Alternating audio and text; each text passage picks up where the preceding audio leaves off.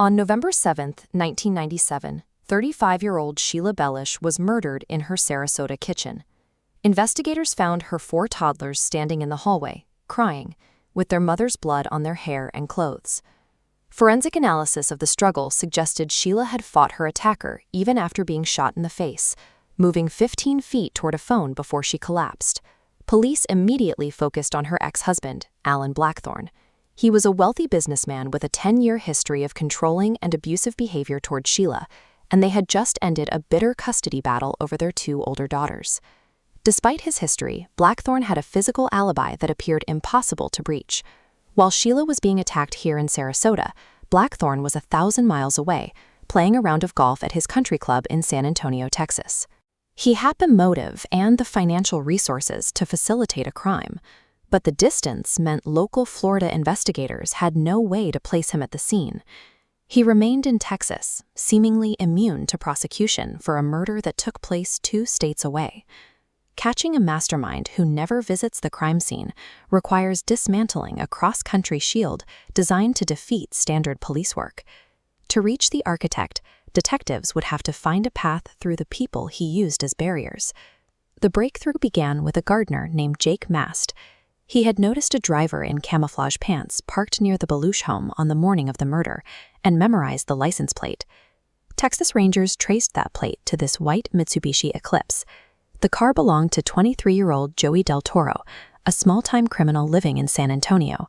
When police located the car, they recovered the .45 caliber pistol used in the killing, camouflage clothing stained with Sheila's DNA, and a hand-drawn map leading directly to her new house in Florida. Del Toro fled to Mexico, but was eventually captured and extradited. He confessed to the killing, but he told investigators he had never met Sheila Bellish. He claimed he was a hired gun acting on orders from a higher authority he was too afraid to name. This exposure at the bottom of the chain provided the first threat. Complex conspiracies rely on every participant remaining silent, but once the person who pulled the trigger is caught, the layers of insulation begin to peel back. Blackthorne had organized the murder through a chain of command.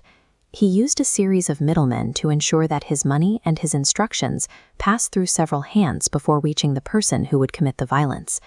The first link was Danny Rocha, a bookie at Blackthorne's golf course. Blackthorne leveraged his $40 million net worth to entice Rocha, promising to fund a new sports bar if Rocha arranged for his ex-wife to be dealt with. Rocha then contacted an associate named Sammy Gonzalez. By passing the money and the target's details to Gonzalez, Rocha added another layer of distance between the financier and the crime. Gonzalez finally hired his cousin, Joey Del Toro, offering him $10,000 to travel to Florida. This created 4 degrees of separation, a structure designed to make it impossible to link the murder weapon back to the man who paid for it.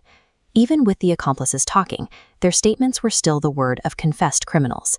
To convict a millionaire, the prosecution needed physical evidence that could survive the scrutiny of a high-priced defense team. This is the inherent weakness of criminal insulation. The middlemen provide a shield, but they also create a trail of meetings and communications.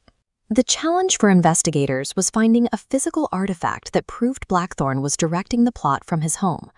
The investigation moved forward when the FBI invoked federal interstate domestic violence laws.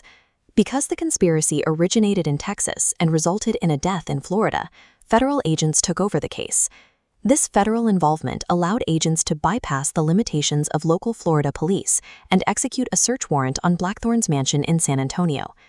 Inside the house, agents found a computer-driven map finder guide. It contained data directly linking the Texas residents to the specific neighborhood in Florida where Sheila was killed. They also discovered a printed-out page with Sheila's new Sarasota address, proving that Blackthorne had been actively tracking her movements after she fled Texas. The most specific link was found in a collection of family photographs. One print of Sheila, taken at a daughter's birthday party, was missing from the set, leaving an empty space in the collection. That specific missing photo was the same one Danny Rocha had handed down through the chain of command. It was the image used by Joey Del Toro to identify Sheila before he entered her home. Wealth and 1,000 miles of distance provided a physical alibi, but they couldn't hide the administrative trail of the crime. By managing the murder with the same obsessive control he used to dominate Sheila's life, Blackthorne left behind the evidence that eventually led to his life sentence.